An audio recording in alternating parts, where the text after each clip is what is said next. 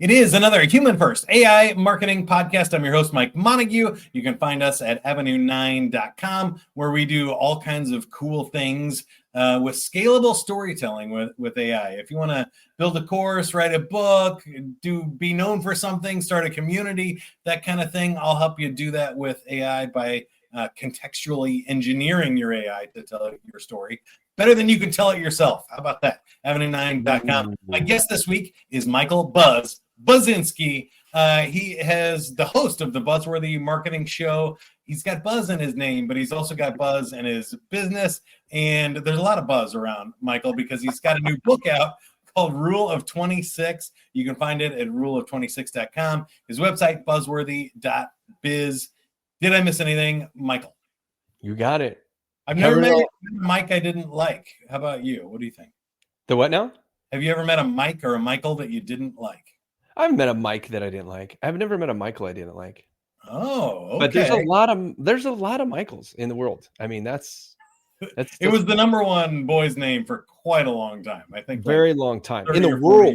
Like every version of it in the world, It was ridiculous. Like, I want to say it was something like 1 out of 3 boys were named some form of Michael for a long time. That's crazy. Yeah, and well, in the 70s when I was born, I'm an old fart. But I'm sure it's still. I don't know if it's still a common name. I think Muhammad is number 1 now. So right there's Michael, and that's still Michael right there. Yeah. Yeah, there you go. That's why I go by Buzz. It's easy for people to remember Buzz. Buzinski is great. So tell us about Buzzworthy marketing in the era of AI and what you're doing to kind of fix random acts of marketing or AI into some sort of like scalable plan that makes sense. So, my philosophy is that AI hasn't replaced any marketers yet. Yeah. They have transitioned copywriters into copy editors. They have made marketers more honest marketers if they're good. Because I can tell, and you probably can tell, and the average person in everyday life is starting to be able to see the patterns that AI produces, right? So when it was novel, everybody's like, this is really cool. And then they realize, oh my God, they're just regurgitating what's out there and they're just it's a magic trick. Organizing it, right? Yeah. And so for us, our biggest transition in AI is trying to teach people where to use it. And we call it AI optimized marketing. So you can optimize your time using AI, but it's not going to replace you. Just like in your book process, I'm sure there's a lot of human elements that go into it before it can even start giving.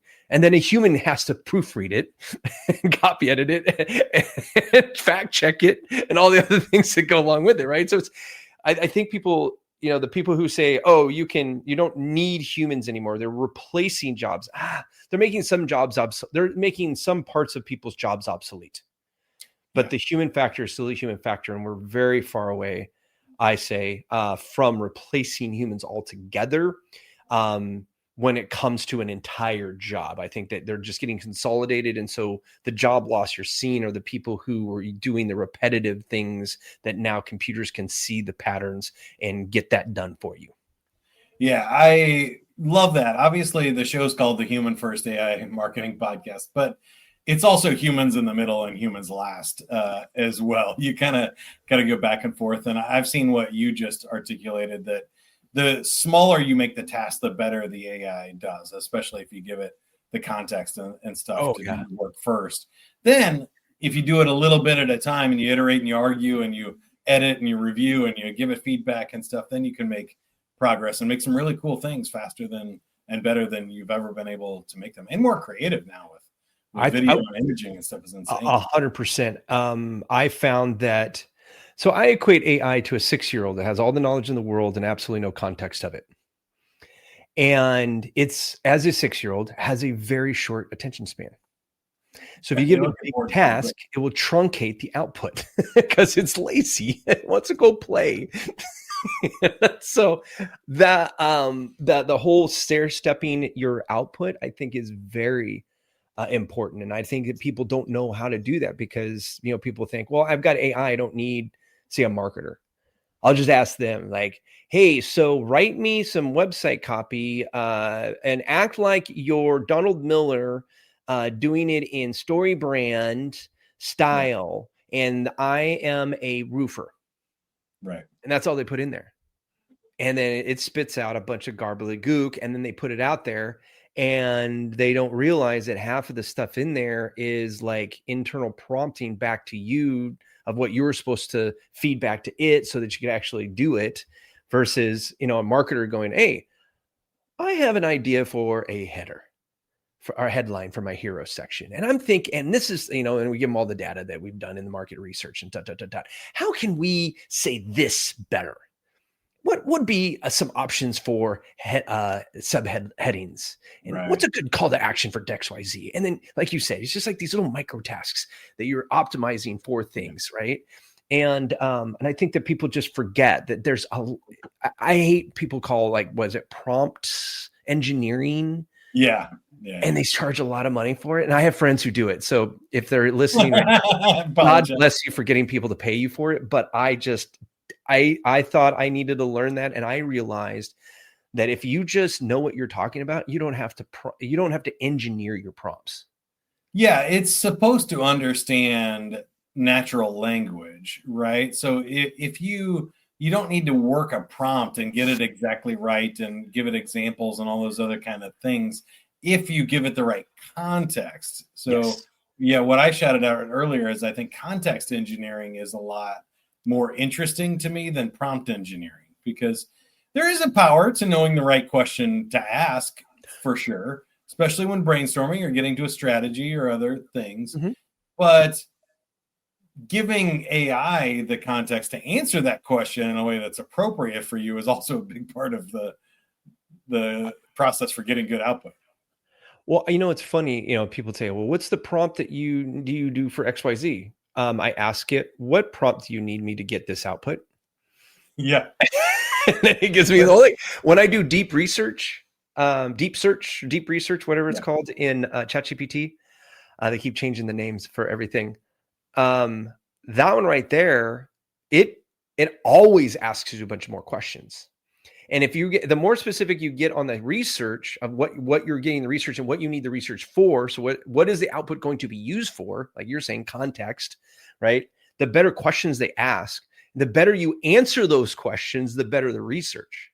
Right. And I find if you feed the research back into a project, once you've done the research and it's used as reference for all things in whatever you're creating, you're getting a lot better. So doing the homework before you do the work, I feel, is a big deal, because then you can look at the research and go, nope, get that out of here. No, that we're not using that. No, those people are full of crap. You're cleaning your data, and then you feed it back into a project where it's like, hey, we're using this data set. Yeah, I just heard you say, if people didn't catch it or haven't done this much, there's kind of like 3 layers of things that you can put into actually getting a good output. One of them is the prompt. I even put in the custom instructions of, here's stuff that you want, here's files that you need to know about me, here's context about my business, but also the prompt of, if any point you're not 90% sure you're going to give me the right answer, ask me what you need to know in order to do great work, is one of my favorite. Don't make stuff up. Right. Don't make it up. Literally don't. And in the projects, you get to preempt all of that, what you just said. Right. And that's why I like the projects that are, for people who don't know, it's a little folder on the left-hand side underneath the GPTs that you might have subscribed to, and above the old chats that you have in your history. And there's a little folder there. You just click on it and it says new folder or new project. And then there'll be it reminds me of what Claude does. Because that's how all of them. I used to write with Claude. I used to use it for scripting, like social media posts and stuff like that. So we would get all the data in and then go, okay, give me 5 scripts off of this stuff. And it would only work off of that stuff. So it was already in the client's voice and all that other stuff. And now we got these. I do that too with interviewing. If you interview your founder, your top salesperson, whatever, your best clients, and put all those transcripts into a project and stuff too, you can say, work off of this information. And so Yeah, the projects are another layer. And then I think the prompts are like the third layer. Then you can argue with it and go back and forth or give more specific instructions. Now that you've done the basic rules, the branding, the voice on the outside, you've done the homework and the research that you're talking about and the context. Now, what's the specific ask? I need that one sentence. I need this title for this video. Mm-hmm. And you're writing a better prompt. I think if you all use all three layers, I've gotten really good original output. I still can't get it to stop putting M dashes in my stuff. But other than that, there is a prompt that you, and this is where the few places where prompts come in is like having a Google Doc with the prompts that will stop them doing it. Yeah. And you can ask, because you're not going to remember if I tell you, ask ChatGPT, what prompt do I have to put into the project to ensure that you never, in capital letters, so it knows that you're really about it, use an M dash. It'll give you that prompt. You then take that, put it into your project description when giving output, never, and then whatever the prompt is, boom, done. So I totally agree. I hear you. I need to do it again. I tried that and then it used an M dash. And I said, didn't I say never use an M dash? And it said, you're right, M dash. Sorry, it won't happen again. And I just, lost. Also, one of the things is don't spell out M dash, put quotes and copy and paste an M dash from the chat and then put it in there with quotes and use M dash.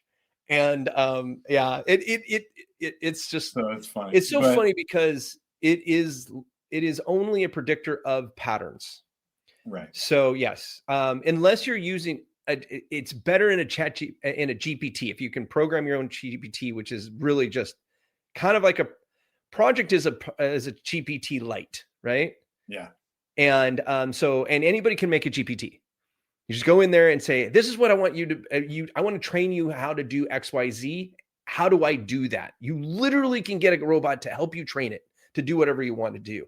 And I feel like it does a better job there if you're very explicit with the ... Now, I have some friends who have some pretty cool prompts. They're lengthy and they're good for when you're giving a GPT to somebody like a client to do a questionnaire. Yeah. And then it's good at like putting all that stuff. And then whatever that output is, it's going to give them instructions of how to get it then downloaded and sent back to you. That's what I was going to say to add on to that is I think it depends on what the output you're trying to do. In businesses, I think in marketing that you and I do, it's not very hard. I think AI and everybody knows what website copy or a white paper or a blog kind of looks like. But if you're trying to get it to do a very specific proposal or table or analysis outline of data and charts and graphs, you probably need to give it examples of what you're looking for. Yes, definitely. And I think that's where projects can come in because you can create templates in your files that you attach to it. And then in your instructions is like, whenever asked for X, always use this as template and test it. You can also do that. I think we've nerded out here on ChatGPT and the AI, but you're an expert in several other parts of marketing that I want to talk to you about. Okay. First, let's talk about the book. I've heard of the rule of 3. I have not heard of the rule of 26. Which rule of 3 were you talking about? Comedy. Very good. Because there's a rule of 3 in a lot of things. In marketing, we have the rule of 3. When you're doing features, always do 3 or as many as 5, but always odd, right? The rule of 26 is not 26 rules. It's actually 3 steps for doubling your website revenue. So the rule of 3 is out as well there. And so I wrote the book of the rule of 26 during the COVID era. In 2020 is when I started writing it. When I realized that micro businesses, especially brick and mortar, who were being forced out of business, while the conglomerates were able to just do business as usual with the monopoly of not having to now compete with the small businesses, I was like, I got to do something, right? And I had just moved from Alaska to Illinois, and so I'm in this city in the middle of Illinois. Springfield, Illinois is in the middle of cornfields and soybean fields. Yeah. And we knew no one. So we were just in our house the whole time. And I'm like, I got to do something. So I wrote this book to help the service-based businesses of the world actually transition from brick and mortar to relying on their website. A lot of them transition into a digital version of their businesses when they could, right? And in that, though, there's a lot of noise. And this is pre-AI. And there was still a lot of noise about what to do with your website and all these gurus about website. And I had been building websites since 1999. Okay. Yeah. And I'm like, okay, we can simplify this down because I was doing research and like HubSpot has something like 150 some odd KPIs, key performance indicators that you can rely on to tell whether your marketing is going well. The website grader. Yeah. Marketing grader. Yeah. And then your e-commerce in Shopify is like 120 some KPIs. I don't know about you, but I don't have time to look at 128 KPIs or even 150 or even 25. And so I'm like, what KPIs actually move the revenue needle? Because anything that doesn't actually move your revenue, bring cash in, is just a vanity metric. And so I wanted to figure out what KPIs could we do. And I found out there were three main ones that if you increased by 26% each, you would have a compounded output of 100% more revenue. And people say, well, what if I'm only making $100? Well, now you have $200 and you can do it again and make $400. And you can do it again and make $800. You can keep doing it, right? Yeah. And so to give away the plot, because the rest of the book is on how to do it. It's a very tactical book. The first metric is traffic, because if you don't have traffic, you're not getting anywhere, right? So you need to increase your traffic and you need to get the right traffic, right? So understanding who your audience is really important, right? Because if you're not talking to your audience, you're not going to convert, which is the second rule, okay, is increase your conversion rate by 26%. Now, this is not a huge lift because many websites only have about a 1% to 2% conversion rate. Pretty bad. So you're only talking about a quarter to maybe 0.5% more conversion rate to get 26%, right? Then the last is your average revenue per client. This comes down to the quality of leads that you're providing and how you are marketing your services to whether or not you're bringing in profitable prospects, right? So you increase those three in any order. I usually go backwards. I usually figure out how can we get the best offer that's going to make you 26% more revenue? Because while we're building the rest of that out, guess what? You can take that offer back to your current clients and increase your revenue immediately. Yeah, I think I definitely work with people there, especially if your current offer is getting like 0 conversion. So 26% increase doesn't work. If you're getting 0. Right. Yeah. If you're getting 0, then I tell people, it's like, use the same rules apply in creating it from 0 to 1 is 100% or infinitely more. 1 to 2 is 100%. 2 to 3 is 33%. Eventually you're going to get to the point where 26% is not a huge lift, just as much as 0 to 1 is not a huge lift.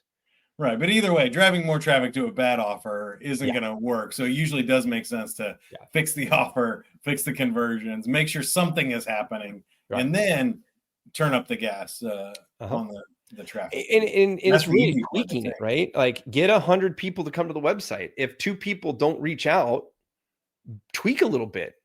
People are, you need 1,000. I'm like, why?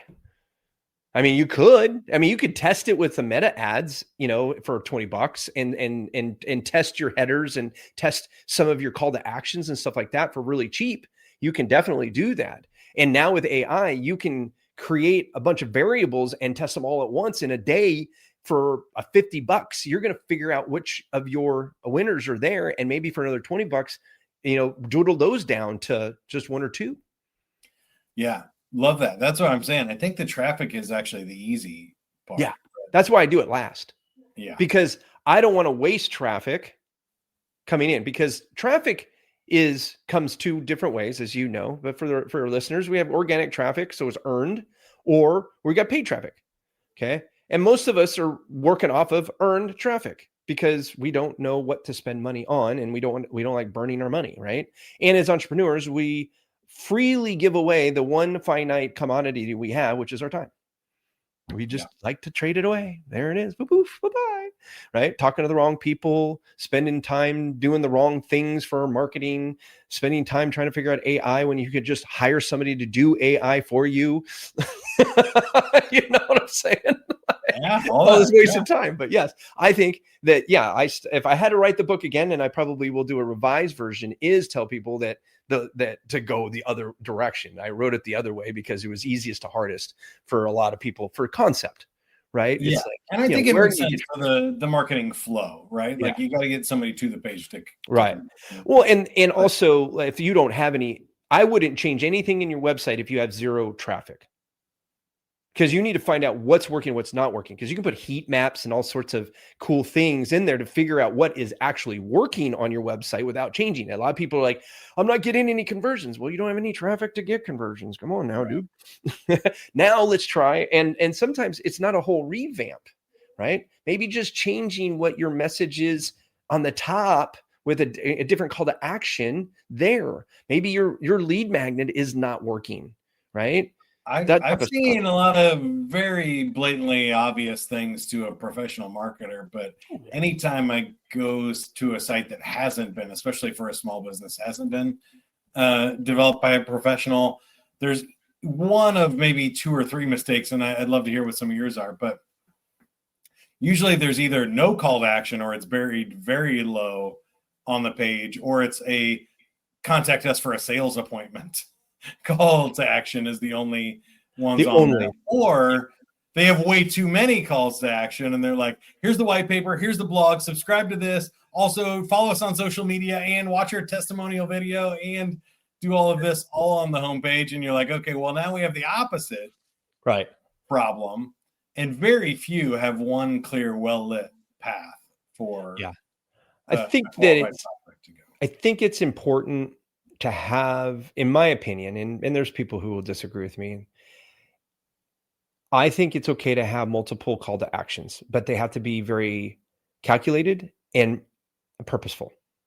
So at the beginning, at the top, contact. Either call, schedule an appointment. Done, right? If you take phone calls, some people don't take phone calls. You can't find a phone number on some people's things, and that's fine. If that's the way your business runs, it's like everything goes through the digital, and everything goes through the digital, right? So make sure that if it is that way, that they can schedule something. That you're not just making them fill out a form and wait, because this is what they're going to do. They're going to grab a keyboard and they're going to go look for the next guy. Right. But if you schedule something, and you make sure that they can be seen in the next 24 hours, they're going to consider that task done for the day, and they're going to go on to the next thing.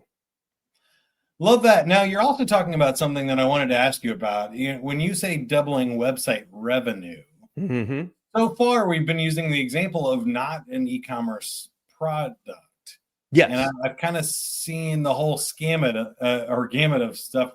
Do you have a couple of quick tips on the differences maybe between a B2B service company and a retail product? So, well, in the retail product, your call to actions are all over the place, right? Because it's buy now, buy now, buy now, buy now, buy now. Oh, here's this thing, buy this, here's this thing, buy this. Oh, you like that one? You're probably going to like this one too. And buy. It's such a different space, right? It's very transactional to me. When we talk about service-based businesses, we're talking about relationships, right? And they need to one, understand who you are so that they know who they're going to be talking to, right? They need to like what you're saying more so than they need to like you. So many people, they do the know, like, trust paradigm. And I'm like, I don't have to like you as a person to do business. I do need to know who you are, what you're about, and that I trust you're going to do what you do.